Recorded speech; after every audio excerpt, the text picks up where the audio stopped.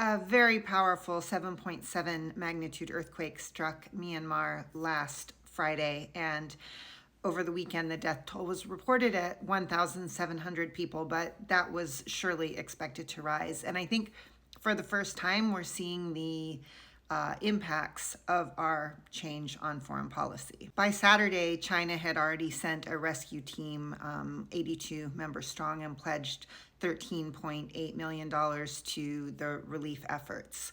Hong Kong sent 52 people along with search and rescue dogs and machinery, and also pledged $3.8 million in support. Russia flew in 120 rescuers and a medical team. The UK pledged $12.9 million and had already mobilized their local partners on the ground. The EU additionally committed another $2.5 million in support.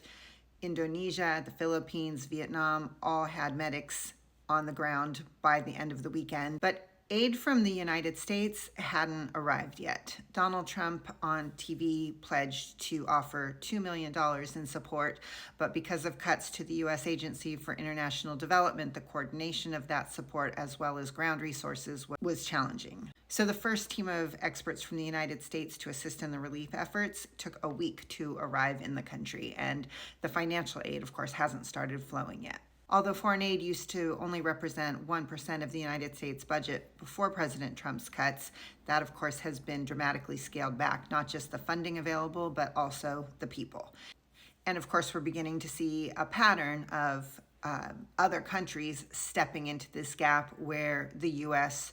used to lead in terms of foreign aid and relief. And that was a form of soft power that the United States exercised. It was to extend our influence. It was to build goodwill towards the United States. It was to create opportunities for joint investment in infrastructure in other countries.